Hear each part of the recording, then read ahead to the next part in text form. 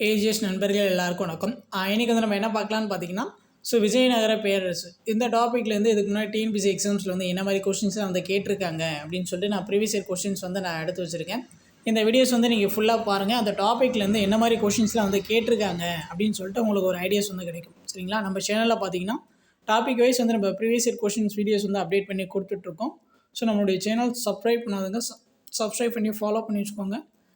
சரி, வாங்க பார்க்கலாம். ஃபர்ஸ்ட் கொஸ்டின் பாருங்கள். டேஷ் விஜயநகர மன்னர் ஆட்சியில் துங்கபத்ரா ஆற்றில் ஒரு பெரிய அணையை கட்டினார் அப்படின்னு சொல்லி கேட்டிருக்காங்க. இதுக்கான ஆன்சர் பார்த்தீங்கன்னா ஆப்ஷன் பி, இரண்டாம் புக்கர். அவர் தான் பார்த்தீங்கன்னா துங்கபத்ரா நதியில் வந்து ஒரு அணையை வந்து கட்டியிருப்பார். அவர் எந்த ஆட்சியாளர்னு பார்த்துக்கோங்க, விஜயநகர மன்னர். அடுத்து பாருங்கள். கீழ்கண்ட கூற்றுகளில் கிருஷ்ணதேவராயருக்கும் போர்ச்சுகீசியருக்கும் உள்ள உறவுகளை குறித்த கூற்றுகளில் சரியான கூற்று எது அப்படின்னு சொல்லி கேட்டிருக்காங்க.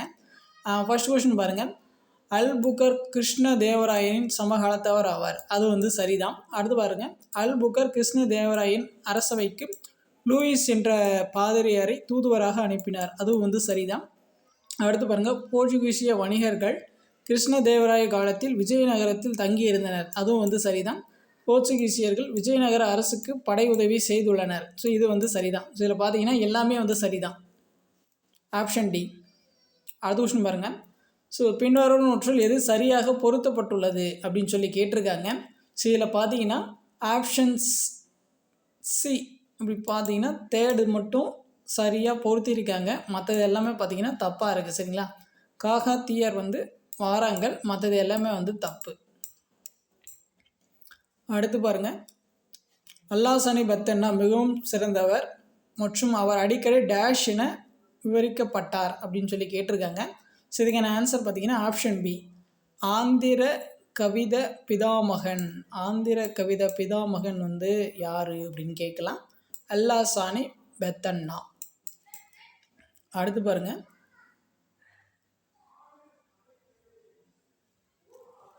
விஜயநகர பேரரசின் வளத்தை குறிப்பிடும் பொழுது கீழ் வருவனவற்றை கவனிக்கவும் அப்படின்னு சொல்லி கொடுத்துருக்காங்க. இதில் 4 கூற்று கொடுத்துருக்காங்க. எது சரியாக இருக்குது அப்படின்னு சொல்லி கேட்குறாங்க. விஜயநகர பேரரசின் வளர்ச்சிக்கு காரணம் அதன் விவசாயம், தொழிற்சாலை, வாணிபம். ஒன்று வந்து சரிதான். மாநிலங்கள் நீர்ப்பாசன முறையை கடைபிடித்தது. அதுவும் வந்து சரிதான். தொழிற்சாலைகளுக்கு மாநிலம் முக்கியத்துவம் கொடுத்தது. அதுவும் வந்து சரிதான். வாணிபம் உள்நாடு, கடற்கரை ஓரம், வெளிநாட்டை சார்ந்தது. அதுவும் வந்து சரிதான். இதில் பார்த்தீங்கன்னா எல்லாமே வந்து சரிதான். அடுத்து பாருங்கள். விஜயநகர அரசர்களின் நாணயங்களில் செப்பு நாணயங்கள் எவை அப்படின்னு சொல்லி கேட்டாங்க. இது பார்த்தீங்கன்னா ஆப்ஷன் பி, ஜிட்டால். விஜயநகர அரசர்களுடைய காலத்தில் இருந்த செப்பு நாணயங்கள் வந்து எப்படி சொல்லுவாங்கன்னா ஜிட்டால் அப்படின்னு சொல்லி சொல்லுவாங்க. அடுத்து பாருங்கள். விஜயநகர பேரரசில் கொண்டாடப்படும் முக்கிய விழா வந்து எது அப்படின்னு சொல்லி கேட்டிருக்காங்க. இதுக்கான ஆன்சர் பார்த்தீங்கன்னா ஆப்ஷன் பி, மகாநவமி. அடுத்து பாருங்கள். ஹரிஹரர் மற்றும் புக்கர் எந்த காகத்திய வாரங்கள் ஆட்சியாளரிடம் சேவை செய்தனர் அப்படின்னு சொல்லி கேட்டிருக்காங்க. இதுக்கான ஆன்சர் பார்த்தீங்கன்னா ஆப்ஷன் பி, இரண்டாம் பிரதாபருத்திரன். அடுத்து பாருங்கள். அமுக்க மல்யாத்தா என்ற நூலை எழுதியவர் வந்து யார் அப்படின்னு சொல்லி கேட்குறாங்க. இதுக்கான ஆன்சர் வந்து ஆப்ஷன் ஏ, கிருஷ்ணதேவராயர். அமுக்க மல்யாதா என்னோட ஆசிரியர் வந்து கிருஷ்ணதேவராயர். அடுத்து பாருங்கள். சாம்பாவதி கல்யாணம் என்ற நூல் எந்த மொழியில் எழுதப்பட்டுள்ளது அப்படின்னு சொல்லி கேட்டிருக்காங்க. இதுக்கான ஆன்சர் வந்து ஆப்ஷன் டி, சமஸ்கிருதம். இந்த நூலோட ஆசிரியர் வந்து யார் அப்படின்னு சொல்லிட்டு நீங்கள் வந்து கமெண்ட் பண்ணுங்கள். அடுத்து பாருங்கள். முதலாம் ஹரிஹரா தன் நாட்டை ஸ்தலங்களாகவும் நாடுகளாகவும் எந்த மாதிரியின் அடிப்படையில் ஒழுங்கமைத்தார் அப்படின்னு சொல்லி கேட்டிருக்காங்க. இதுக்கான ஆன்சர் வந்து ஆப்ஷன் சி, காகத்தியர். அடுத்து பாருங்கள். அச்சுத நாயக்கர் காலத்தில் விஜயநகர பேரரசு எத்தனை ராஜ்யங்களாக பிரிக்கப்பட்டுள்ளது அப்படின்னு சொல்லி கேட்டிருக்காங்க. இதுக்கான ஆன்சர் வந்து ஆப்ஷன் சி, ராஜ்யங்கள் 17 ராஜ்யங்கள். அடுத்து பாருங்கள். ராஜ கம்பீர ராஜ்யத்தின் தலைநகர் வந்து இது அப்படின்னு சொல்லி கேட்டிருக்காங்க. இதுக்கான ஆன்சர் வந்து ஆப்ஷன் ஏ, விரஞ்சிபுரம். ஃபுல் இல்லாமல் இருக்குது, விரஞ்சிபுரம். அடுத்து பாருங்கள்.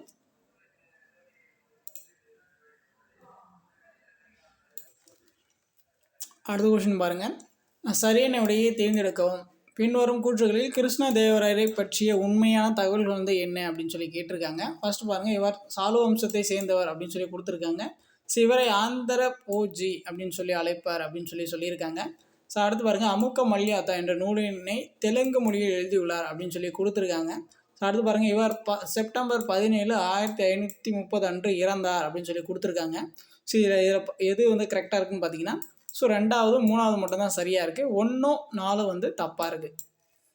அடுத்த விஷயம் பாருங்கள். ஸோ விஜயநகர அரசில் கீழ்கண்ட எந்த வரி தொழிற்சாலை வரி என அழைக்கப்படுகின்றது அப்படின்னு சொல்லி கேட்டிருக்காங்க. ஸோ இதுக்கான ஆன்சர் பார்த்தீங்கன்னா த 4th இருக்கு இல்லையா, ஸோ அதுதான் தறிக்கடமை மற்றும் செக்கு கடமை. அடுத்து பாருங்கள், விஜயநகர பேரரசு பற்றிய பின்வரும் கூற்றுகளில் சரியானவை எவை அப்படின்னு சொல்லி கேட்டிருக்காங்க. ஃபர்ஸ்ட்டு இது பாருங்கள், கடல் வர்த்தகம் புறக்கணிக்கப்பட்டது அப்படின்னு சொல்லி கொடுத்துருக்காங்க. அடுத்து பாருங்கள், புகழ்பெற்ற பெர்சியன் தூதுவர் அப்துல் ரசாக்கு 2ஆம் தேவராயர் தனது அரசபைக்கு அழைத்தார் அப்படின்னு சொல்லி கொடுத்துருக்காங்க. அடுத்து பாருங்கள், விஜயநகர பேரரசு 1ஆம் ஹரிஹரரால் நிறுவப்பட்டது அப்படின்னு சொல்லி கொடுத்துருக்காங்க. விஜயநகர படைகள் பாமணி படைகளால் தோற்கடிக்கப்பட்டன அப்படின்னு சொல்லி கொடுத்துருக்காங்க. ஸோ இதில் பார்த்தீங்கன்னா, ஸோ 2 3 மட்டும் சரியாக இருக்குது. ஸோ 1 4 வந்து தப்பாக இருக்குது. அடுத்து பாருங்கள், பர்தாம்பிகா பரிணாயம் என்ற நூலின் ஆசிரியர் வந்து யார் அப்படின்னு சொல்லி கேட்டிருக்காங்க. அதுக்கான ஆன்சர் பார்த்தீங்கன்னா ஆப்ஷன் பி, திருமலாம்பா தேவி. அடுத்து பாருங்கள், விஜயநகர மன்னர்களின் ஆட்சியில் இந்தோ சாரசனிக் பள்ளி கலை எவ்வகையான சமய சார்பற்ற கட்டிடங்களில் காணப்பட்டது அப்படின்னு சொல்லி கேட்டிருக்காங்க. அதுக்கான ஆன்சர் வந்து ஆப்ஷன் ஏ, தாமரை மஹால் மற்றும் யானையின் பீடம். ஸோ அடுத்து பாருங்கள், கிருஷ்ணதேவராயர் விஜயநகர பேரரசின் டேஷ் ராஜவம்சத்தை சேர்ந்தவர். இதுக்கான ஆன்சர் வந்து ஆப்ஷன் டி, துளு வம்சத்தை வந்து சேர்ந்தவர். ஸோ அடுத்து பாருங்கள், விஜயநகர பேரரசில் அறிமுகமான டேஷ் நாணயம் பகோடா எனப்பட்டது. ஸோ இதுக்கான ஆன்சர் பார்த்தீங்கன்னா ஆப்ஷன் டி, தங்க நாணயம்.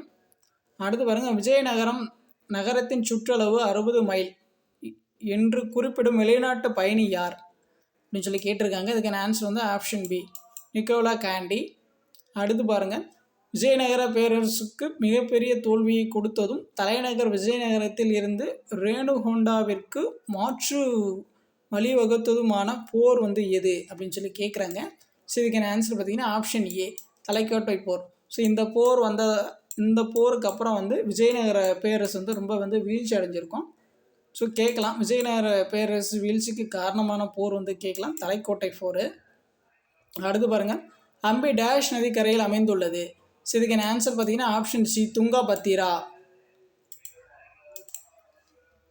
ஸோ அடுத்த கொஸ்டின் பாருங்கள், பாமணி சாம்ராஜ்யமும் விஜயநகர பேரரசும் அடிக்கடி டேஷ் நிலப்பகுதிகளாக மோதிக்கொண்டது. எந்த நிலப்பதிக்காக வந்து அவங்க மோதி கொண்டாங்க அப்படின்னு சொல்லி கேட்குறாங்க. அதுக்கான ஆன்சர் வந்து ஆப்ஷன் டி, ராச்சூட்டோஃப் அந்த பகுதிக்காக வந்து சண்டை போட்டிருப்பாங்க. ஸோ அடுத்து பாருங்கள், டேஷ் என்ற நூலை கங்காதேவி எழுதினார். ஸோ இதுக்கான ஆன்சர் வந்து ஆப்ஷன் டி, மதுரா விஜயம். அடுத்து பாருங்கள், விஜயநகர மன்னர் கிருஷ்ணதேவராயர் வரி விதிப்பு முறையில் கீழ்கண்ட எந்த விதிமுறையை பின்பற்றினார் அப்படின்னு சொல்லி கேட்டிருக்காங்க. ஸோ ஃபஸ்ட்டு பாருங்கள், நில வரியானது நிலத்தின் தன்மை அடிப்படையில் நிர்ணயிக்கப்பட்டது. அடுத்து பாருங்கள், தனியார் தொழில் நிறுவனங்களின் முதலாளிகள் தொழிற்சாலை வரியை செலுத்தினர். இப்போ பார்த்தீங்கன்னா 2மே வந்து சரிதான். அடுத்து பாருங்கள், ஸோ கோவாவை போர்ச்சுகீசியர்கள் கைப்பற்றிய போது விஜயநகர அரசராக இருந்தவர் வந்து யார் அப்படின்னு சொல்லி கேட்குறாங்க. அதுக்கான ஆன்சர் வந்து ஆப்ஷன் சி, கிருஷ்ணதேவராயர். ஸோ அடுத்து பாருங்கள், கொடுக்கப்பட்டுள்ள அட்டவணையை வந்து பொறுத்த சொல்லியிருக்காங்க. நிஜாம் சாஹி பார்த்தீங்கன்னா அகமது நகர், குதுப் சாஹி பார்த்தீங்கன்னா கோல்கொண்டா, இமாம் சாஹி பார்த்தீங்கன்னா பிராரு, அடில் சாஹி பார்த்தீங்கன்னா பீஜப்பூர். இதுக்கான ஆன்சர் வந்து 3142. அடுத்து பாருங்கள், கால வரிசைப்படி விஜயநகர பேரரசை ஆண்ட பின்வரும் வம்சங்களை வரிசைப்படுத்துக அப்படின்னு சொல்லி கொடுத்துருக்காங்க. சில ஃபஸ்ட்டு வந்து எது வரும்னு பார்த்தீங்கன்னா சங்கம வம்சம் வரும், அதுக்கப்புறம் பார்த்தீங்கன்னா சுலுவ வம்சம் வரும், அதுக்கப்புறம் பார்த்தீங்கன்னா துளு வம்சம் வரும், அதுக்கப்புறம் வந்து ஆரவிட வம்சம். அடுத்து பாருங்கள், கண்டசாரா என்றழைக்கப்படும் ஒழுங்கான இராணுவத்துறையினை கொண்டிருந்த அரசர்கள் வந்து யாருன்னு பார்த்தீங்கன்னா விஜயநகர ஆட்சியாளர்கள். அடுத்து பாருங்கள், ஸோ கோவாவை கைப்பற்றிய விஜயநகர மன்னர் வந்து யார் அப்படின்னு சொல்லி கேட்டிருக்காங்க. இதுக்கான ஆன்சர் பார்த்தீங்கன்னா 2ஆம் ஹரிஹரன். அடுத்து பாருங்கள் 1474ஆம் ஆண்டு இந்தியாவிற்கு வந்த ரஷ்ய பயணியின் பெயர் வந்து கேட்குறாங்க. இதுக்கான ஆன்சர் வந்து ஆப்ஷன் டி நிகித்தின். அடுத்து பாருங்கள் பொறுத்து வந்து கொடுத்துருக்காங்க. கங்காதேவி வந்து மதுராபிஷேகம் நமக்கு தெரியும். திருமாலாம்பா வந்து வரதாம்பிகா பரிணாயம். சமரசர் வந்து பிரபுலிங்க லீலை. அடுத்து பாருங்கள் கதைதாசர் வந்து ஹரிபக்தி சாரம். அடுத்தது பாருங்கள் விஜயநகர ஆட்சியின் கீழ் இளவரசரின் முடிசூட்டல் எவ்வாறு அழைக்கப்பட்டது அப்படின்னு சொல்லி கேட்குறாங்க. அதுக்கான ஆன்சர் வந்து ஆப்ஷன் டி யுவராஜ பட்டாபிஷேகம். அடுத்து பாருங்கள் பாரிஜாத கர்ணமோ என்ற நூல் யாரால் எழுதப்பட்டது? இதுக்கான ஆன்சர் வந்து ஆப்ஷன் பி நந்தி திம்மண்ணா. அடுத்து பாருங்கள் விஜயநகர பேரரசுக்கும் விஜயம் செய்த நிக்கோலா கேண்டி என்பவர் ஒரு என்ன அப்படின்னு சொல்லி கேட்குறாங்க. எந்த நாட்டு பயணின்னு கேட்குறாங்க. அவர் பார்த்தீங்கன்னா இத்தாலிய பயணி.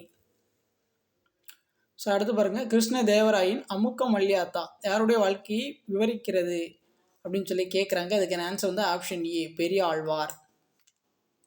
அடுத்து பாருங்கள் விஜயநகரம் எந்த பெயரில் அழைக்கப்பட்டது? இதுக்கான ஆன்சர் பார்த்தீங்கன்னா அந்த 4மே வரும். விஜயநகர், புருட்பாட்சாபுரம், ஜோஷ்பட்டினம், அதுக்கப்புறம் பார்த்திங்கன்னா வித்யாநகரம். இது 4மே பார்த்திங்கன்னா விஜயநகர பேரரசுக்கு இருந்த பெயர்கள் தான். 4மே பார்த்துக்கோங்க. அடுத்து பாருங்கள் விஜயநகரத்து ரோஜா வியாபாரிகளை பற்றி குறிப்பிட்டவர் வந்து யார்? இதுக்கு ஆன்சர் வந்து ஆப்ஷன் பி அப்துல் ராசாக். அடுத்து பாருங்கள் இந்தியாவில் நிக்கோலா கேண்டி மற்றும் அப்துல் ராசாக் டேஷ் ஆட்சியின் போது வருகை புரிந்தனர். இதுக்கான ஆன்சர் வந்து ஆப்ஷன் சி விஜயநகர அரசர்கள். அடுத்து பாருங்கள் கீழ்கண்ட கூற்றுகளில் சரியானது வந்து எது அப்படின்னு சொல்லி கேட்டிருக்காங்க. இதில் பார்த்தீங்கன்னா 3வது மட்டும் சரி. மற்றதெல்லாம் பார்த்தீங்கன்னா தவறு. போர்ச்சுகீசியருக்கும் விஜயநகர அரசுக்கும் கிருஷ்ணதேவராய காலத்தில் உறவுகள் தொடங்கியது, அது தப்பு. 2ஆம் எஸ்கார்டர் ஸ்பெயின் மன்னர் 2ஆம் பிலிப்பிடம் இருந்து வாணிப நலன் கடிதங்களை பெற்றார். அது வந்து தவறு. அடுத்து பாருங்கள் அன்டோனியா கோப்ரல் அக்பரை சூரத்தில் சந்தித்தார், அது வந்து சரி. அடுத்து அக்பர் 2ஆம் பிலிப்பிற்கு தூதுக்குழு ஒன்றை அனுப்பி அத்தூதுக்குழு 1582 போர்ச்சுகீஸ்களை அடைந்தது, அது வந்து தவறு. 3 மட்டும் சரி, மற்றதெல்லாம் வந்து தப்பு. அடுத்து பாருங்கள் இந்த அட்டவணை வந்து பொறுத்து சொல்லியிருக்காங்க. பாருங்கள் நிக்கோலா டி கேண்டி வந்து 2ஆம் தேவராயர் காலத்தில் வந்திருப்பார். டொமிங்கோ பயாஸ் வந்து கிருஷ்ணதேவராயர். அடுத்து பாருங்கள் பெர்னோ நூன்ஸ் பார்த்திங்கன்னா அச்சுத ராயர் காலத்தில் வந்திருப்பார். அப்துல் ராசாக் பார்த்திங்கன்னா 1ஆம் தேவராயர் காலத்தில் வந்து வந்திருப்பார். அடுத்தது பாருங்கள் அமுக்க மல்யாத்தா என்ற நூலை எழுதியவர் வந்து கிருஷ்ணதேவராயர், நமக்கு தெரிஞ்சது தான். அவ்வளோதான் வந்து இப்போ இந்த டாப்பிக்கில் வந்து ஸ்டம்பது எல்லாமே வந்து பார்த்தாச்சு. அதுக்கப்புறம் வந்து உங்களுக்கு வேறு ஏதாச்சும் டவுட் இருந்துச்சுன்னா நீங்கள் வந்து கமெண்ட்ஸ் பண்ணுங்கள். இந்த மாதிரி யூஸ்ஃபுல்லான வீடியோஸ்க்கு உங்களுடைய சேனல் சப்ஸ்கிரைப் பண்ணி ஃபாலோ பண்ணி வச்சுக்கோங்க. தேங்க்யூ.